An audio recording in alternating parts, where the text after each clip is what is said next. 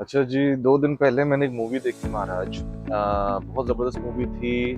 देख के लेकिन बड़ा अफ़सोस हुआ कि 200 साल पहले के टाइम में सेट हुई हुई, तकरीबन पौना 200 साल 1860 का टाइम दिखाया उसके अंदर। और पिछले 200 साल जो है ह्यूमन हिस्ट्री के गोल्डन एरा समझा जाता है एवोल्यूशन के हिसाब से, जिस हिसाब से ह्यूमन रेस के अंदर एवोल्यूशन हुआ है पिछले 200 साल में। लेकिन जो पार्ट है जिसको आप रिलीजन कहते हैं, इसमें जो है वो किसी किस्म का एवोल्यूशन नज़र नहीं आया है ह्यूमन रेस के अंदर। कि 200 साल पहले जिस तरीके से लोग बेवकूफ़ बनते थे और जो कोई क्लेम करता था कि जी मैं मिडिल मैन हूँ आपके और खुदा के बीच में, आज तक लोग उसी तरीके से झांसे में आ जाते हैं। और ये सिर्फ किसी एक सर्टेन रिलीजन के अंदर लिमिटेड नहीं है। ये तकरीबन हर रिलीजन के अंदर ये चीज़ जो है वो, जो आप कह सकते हैं स्कैमर्स होते हैं, वो इन चीज़ों का फ़ायदा उठा के लोगों को बेवकूफ़ बना के उनसे एडवांटेज उठाते हैं। डिफरेंट डिफरेंट फाइनेंशियल हो गए, इमोशनल हो गए, फिजिकल हो गए, हर तरह के। तो एक तो 200 साल के अंदर वहीं के वहीं खड़े हुए हैं, ठीक है। दूसरा,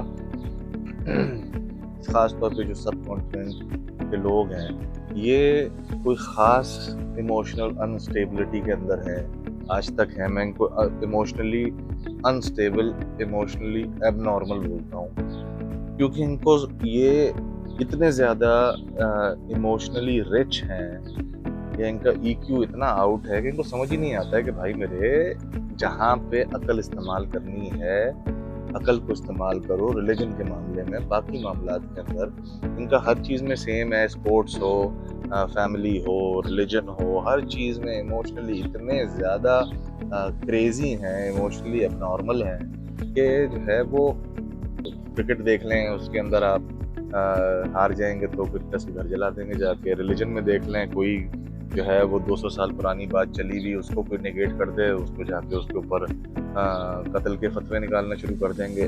अजीब किस्म के, इसी चीज़ को मज़ीद आप आगे एक्सट्रापोलेट करें तो ये जो एक कॉन्सेप्ट है कि जी मैं मिडिल मैन हूँ। मैं अगेन, ये सारी इमोशनल क्वेश्चन के ऊपर हम किसी और वीडियो में बात कर सकते हैं, लेकिन मैं बेसिकली अभी जो इनका इमोशनल क्वोशंट आउट है इमोशंस को लेके, रिलीजन को लेके, उसके ऊपर मैं थोड़ी सी सर्टेन बात करना चाहता हूँ कि जब ये, ऑल्दो ये वीडियो रिलीजियस उसके ऊपर नहीं है, ये है बेसिकली किसी और टॉपिक के ऊपर, लेकिन मैं इसको एक बिल्ड कर रहा हूँ एक केस समझाने के लिए कि ये कॉन्सेप्ट या ये जो मिसकंसेप्शन है ये शुरू कहाँ से हुई। अच्छा जी, इमोशनली इतने अनस्टेबल हैं तो जो है वो रिलीजन के अंदर एक ये कौन सा, और रिलीजन का बहुत ज़्यादा जोर है इस पूरे सब कॉन्टिनेंट के इलाके में, और इसमें दो मेजर रिलीजन जो हिंदूज और मुस्लिम्स हैं, तो इन दोनों रिलीजन्स का एक बहुत ज़्यादा इन्फ्लुएंस है। तो उसके अंदर क्या हुआ है कि ज़ाहिर है हिंदुओं में तो बहुत कॉमन सी चीज़ है कि जी मूर्तियाँ बनाई जाती हैं, उन मूर्तियों को एज अ मिडिल मैन समझा जाता है खुदा तक जाने के लिए। क्रिश्चियंस के अंदर भी बहुत कॉमन है कि उनके यहाँ भी जीसस का एक स्कल्पचर होता है हर चर्च के अंदर। जूस के अंदर जो उनकी वेलिंग वॉल है, दीवार गिरिया जो कहलाती है यरूशलेम में, वो है। मुसलमानों के अंदर सबसे ज़्यादा अफसोस की ज़ाहिर बात यह है कि बिकॉज मुसलमान जो था, इस्लाम जो है वो आया ही, और उसका तो क्लेम ही तौहीद था, वननेस ऑफ गॉड था। उसके अंदर भी टाइम के साथ साथ जो है वो मिडिल मैन बनाना शुरू करती हैं, जिनको बाबे और ये और वो बोला जाता है कि जो है जी ये हमारी सिफारिश करेंगे तो हम जन्नत में चले जाएंगे, या हमें कब्र का अज़ाब नहीं मिलेगा। ये सारी चीज़ें, ये सब चीज़ें स्टेम होती हैं। एक बात समझने की ज़रूरत है कि इंसान साइकोलॉजिकली कमज़ोर है, ठीक है। साइकिल एक ही मेजर साइकिक कमज़ोरी है इंसान के अंदर कि वो, उसको खुदा के ऊपर भरोसा करने के लिए या उसकी ऊपर यकीन रखने के लिए उसको खुदा का कोई फॉर्म चाहिए, ठीक है। इसकी मिसालें ज़ाहिर है कि जिस तरह मैंने कहा, हिंदुओं के अंदर तो आपको पता ही, इनकी जो ओरिजिनल किताब है वेद, उसके अंदर कोई ऐसा कॉन्सेप्ट नहीं है बुतों का। लेकिन क्योंकि जो है वो इंसान, अगेन जब मैंने बोला, इनकी ये साइकिक कमज़ोरी है कि उनको कोई चीज़ चाहिए फोकस करने के लिए, जिसको वो देख के उसके सामने झुक सकें, उसकी इबादत कर सकें। हिंदुओं के अंदर आपको पता है, क्रिश्चियंस के अंदर जीसस का स्कल्पचर होता है हर जगह, दीवारें गिरी होती है। मुसलमानों के अंदर जो है वो ये मिडिल मैन आ गए, ठीक है, कब्रें मज़ार वगैरह तो हैं ही, ऊपर से ये मिडिल मैन आ गए जो कहते हैं कि जी आप हमारी हमारी ख्वाहिशात पूरी करो, हमारी अताअत करो तो हम तुम्हें जन्नत में पहुंचवा देंगे और कब्रों का अज़ाब। अब ये जो एक साइकिक कमज़ोरी है ना इंसान के अंदर, खुदा खुदा को एक फॉर्म में देखने की, यही चीज़ एक टाइम के साथ साथ बढ़ बढ़ के ये चीज़ अब आ गई है कि वो किसी भी सर्टेन फिगर को जो कि पब्लिकली फेमस हो, उसको भी वो उसी शेप में देखना चाहते हैं, क्योंकि वो कहते हैं जी हम इसको फॉलो कर रहे हैं तो इस आदमी के अंदर तो कोई कमी हो ही नहीं सकती, ये आदमी तो बिल्कुल पाक होना चाहिए किसी भी गलती से, किसी भी फैलेसी से, किसी भी इशू से। और अगर वो कोई भी एक गलत बात कर दे तो उसको वो जो है वो उसकी सारी एफर्ट्स, उसकी सारी चीज़ों को ज़ीरो से मल्टीप्लाई, बिकॉज़ उन्होंने उसको खुदा की जगह पे बिठाया हुआ होता है, ठीक है? उन्होंने उनकी एक्सपेक्टेशन ये होती है कि इस आदमी के अंदर तो कोई कमी हो ही नहीं सकती। जब वो आदमी कोई भी अगर गलती भी कर देता है या थोड़ी-सी भी ऑफ बात कर देता है, तो वो उसको ज़ीरो से मल्टीप्लाई करना शुरू कर देते हैं, उसकी सारी एफर्ट्स को ज़ीरो कर देते हैं। यही रिसेंटली हुआ, ये जो शहजाद गयास साहब हैं द पाकिस्तान एक्सपीरियंस के, इन्होंने अभी साहिल अदीम के ऊपर वीडियो बनाए, अपेरेंटली अब इनका शायद चैनल इसकी वजह से जेपडी में है। और मैं अब इस पॉइंट पे ये समझता हूँ कि इनके जो ख्यालात हैं और इनकी ज़ाहिर है कि एक सर्टेन फॉलोइंग है, इनको हज़ारों में लोग देखते हैं, तो इनका चैनल मेरा ख्याल है कि जो है वो इस पॉइंट पे खैर बंद, मैं बैनिंग कल्चर को तो मैं सपोर्ट नहीं करता, तो बंद नहीं होना चाहिए, बट डेफिनेटली इनको बहुत ज़्यादा अपने अपने इनवर्ड्स देखने की ज़रूरत है कि ये जो जिस तरीके से ये अपने ख़यालात को और अपनी अजम्पशंस को और अपने मामलात को जिस तरीके से ये as a matter of fact करके बयान करते हैं और लोगों को उड़ा के फेंक देते हैं। इन्होंने अभी इस वीडियो साहिल अदीम वाली वीडियो से पहले इन्होंने इमरान खान के ऊपर वीडियो बनाई थी, और उसके अंदर वो मैंने एक और इसके पहले वाली मैंने वीडियो बनाई हुई है, उसके अंदर मैंने बड़ी डिटेल में बताया है कि इनकी सारी आर्गुमेंट के अंदर कहाँ कहाँ लूप होल्स हैं, कहाँ कहाँ इनकी एजम्पशंस के बेस पे ये बात कर रहे हैं और कहाँ कहाँ इनके जो फैक्ट्स हैं वो वीक हैं। अब ये जो साहिल अदीम वाली इन्होंने वीडियो बनाई है, इसके अंदर इतनी ज़्यादा कमज़ोरियाँ हैं इनके आर्गुमेंट्स के अंदर, और प्रॉब्लम ये है, देखें आप अपना आर्गुमेंट पेश करें और बिल्कुल आप जो है वो उसको बोलेंगे यार ये मेरा ख्याल है और इस तरीके से मैं समझता हूँ और आप देख लें। ये अपनी वीडियो में क्लेम करते हैं कि जी इनकी जो सारे ख्यालात हैं और इनकी जो सारी अजम्पशंस हैं वो मैटर ऑफ फैक्ट हैं, और वो अब जो है उनको आप काउंटर आर्ग्यू भी नहीं कर सकते, उसका कोई और इलाज भी नहीं, बिकॉज ये समझते हैं कि इनके ये सारे आर्ग्यूमेंट्स बहुत एयर टाइट हैं, ठीक है। सिर्फ और सिर्फ इसका रीज़न ये है, मैं इसके ऊपर वीडियो इसलिए बना रहा हूँ कि जब आप ये क्लेम करते हो ना कि मेरे आर्गुमेंट्स एयर टाइट हैं और ये रिफ्यूटेबल आर्गुमेंट्स हैं और आप कुछ कर लें ये एयर टाइट हैं और इसका कोई जवाब ही नहीं बनता, प्रॉब्लम तब आती है। तो मैं क्विकली इनके दो चार जो इनके मेजर इनके फ्लॉज थे इनके आर्गुमेंट्स के अंदर, मैं उसके ऊपर जाऊंगा। पहला इन्होंने जो है वो जब अपनी वीडियो स्टार्ट की थी तो उन्होंने सबसे पहले जो साहिल अदीम साहब की एक वीडियो दिखाई, उसके अंदर वो कह रहे हैं कि वो कोई बात चल रही है स्पीड ऑफ लाइट और स्पीड ऑफ साउंड के ऊपर।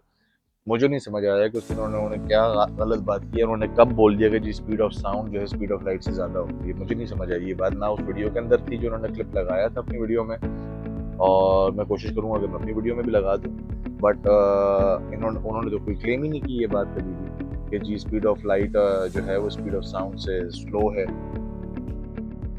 आप गूगल पे इन्होंने रेफर किया, जो आप उनका फैक्ट जब गूगल पे चाहे गूगल पे भाई स्पीड ऑफ लाइट 299 मिलियन के मीटर्स पर सेकंड के अराउंड है और स्पीड ऑफ साउंड जो है 343 मीटर्स पर सेकंड। तो आई डोंट सी कि ये बात इनकी कहाँ से आई थी। इन्होंने इस बात को अगेन वही मैं कह रहा हूँ ना कि ये गलत चीज़ को करके और फिर जी अब ये देख लें जी साबित हो गया, ये साबित हो गया कि ये झूठ बोल रहा है। कैसे साबित हो गया भाई मेरे?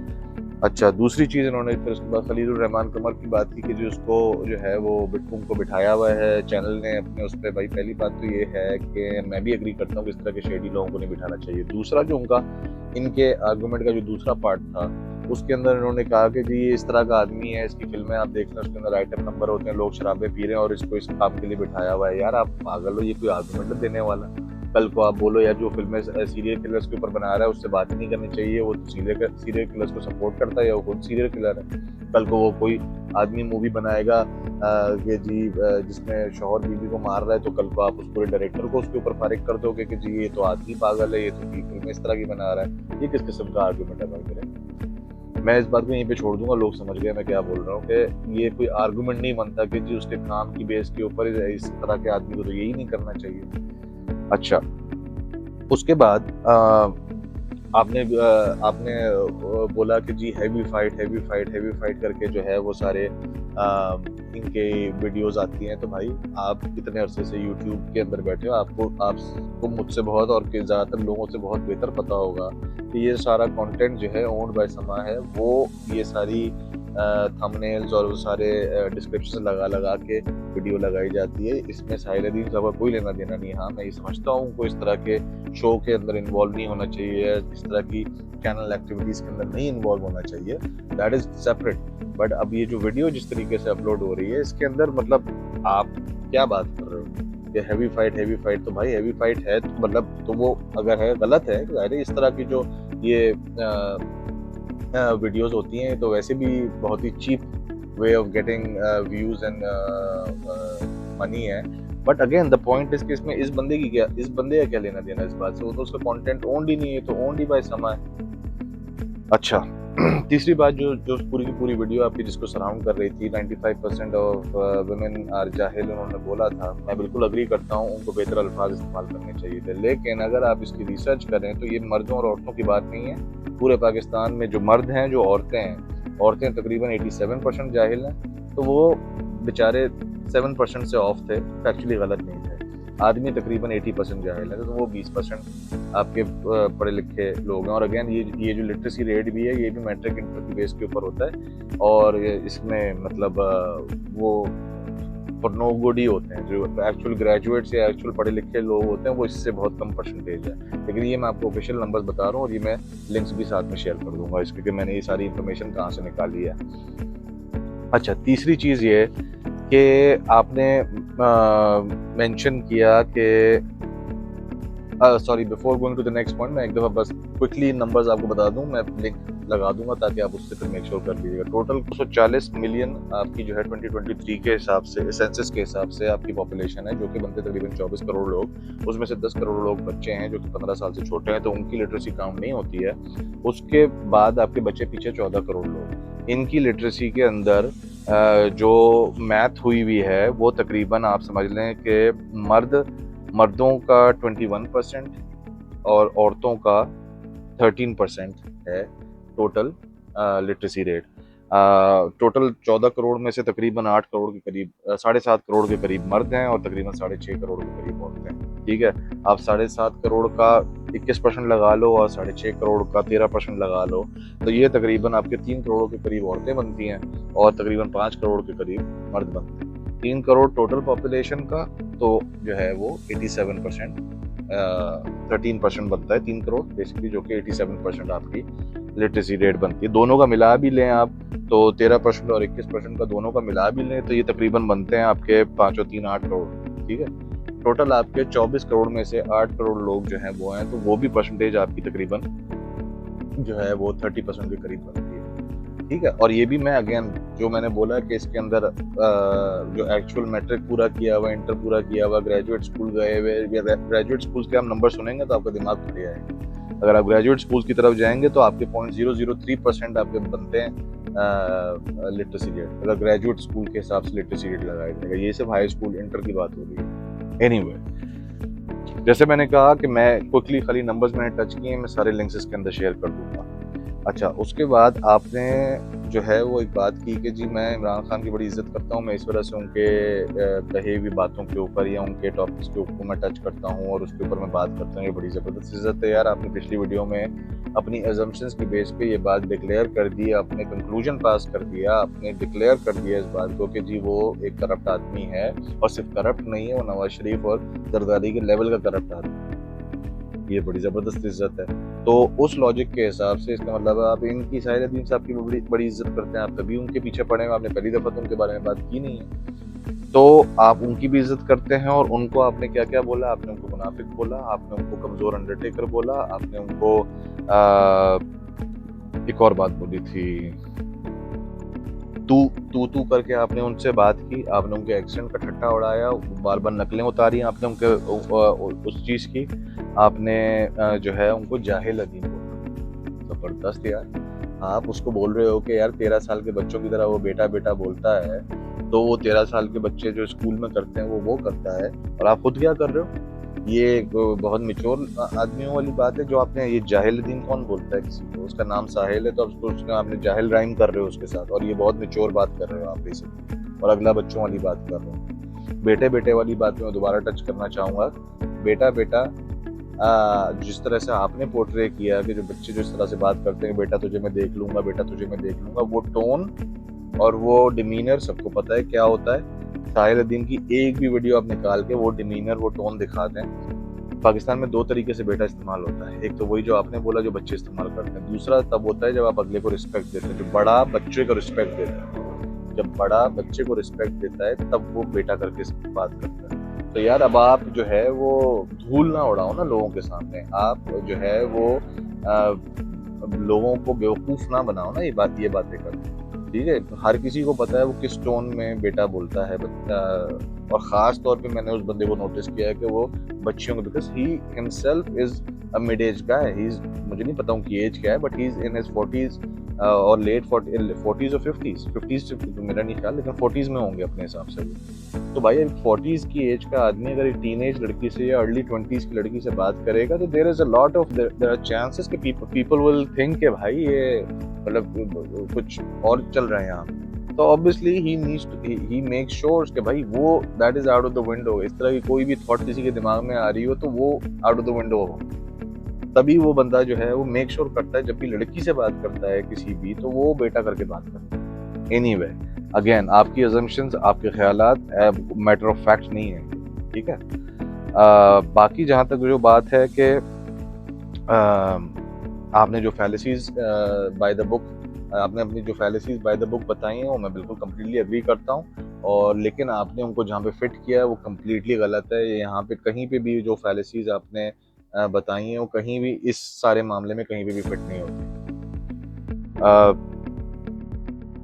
मल्टीपल टाइम्स एक बात हो चुकी है, आपने उस पॉडकास्ट में भी ये बात उनके साथ एग्री की थी कि जो है वो आपने जब बोला कि आपकी टीम मेरे पीछे पड़ी हुई थी कि आपको बुलाने के लिए जब उन्होंने क्लियर किया था और आपने भी फिर उस वक्त एग्री किया था, हाँ मुझे नहीं पता था, आप सही कह रहे हैं कि वो आपकी टीम नहीं थी और ये सारी बात आप उसके बाद 3 से 4 दफ़ा ये बात रिपीट कर चुके यार ये इससे आपकी क्या क्रेडिबिलिटी रह जाती है? आप किस किस्म के आदमी हैं? आप इस उसी बात को जो एक दफ़ा अग्रीड हो चुकी है आपके और उनके बीच में कि ऐसा नहीं था कि वो आपके पीछे पड़े हुए थे कि आप उनकी पॉडकास्ट करो और आपने जितनी घटिया तरीके से वो पॉडकास्ट की है, जितनी डिमीनिंग तरीके से आपने ट्रीट किया है उस आदमी को, that is completely ridiculous and disgusting. ठीक है। आप कभी भी किसी आदमी को बुला के इस तरह कुत्ते की तरह जलील नहीं करते हो। आप उसने उसके मुंह पे उसके एक्शन का मजाक उड़ाया और आपने पूरी वीडियो में ऐसे शो किया है कि यार अच्छा बोलो जो बोलना है बोलो तो दफा उसके बाद। इसलिए मैंने बोला मैं बैनिंग कल्चर के ऊपर नहीं हूँ लेकिन अगर आपका चैनल बंद हो रहा है and if you don't understand all of this तो it's better to just shut.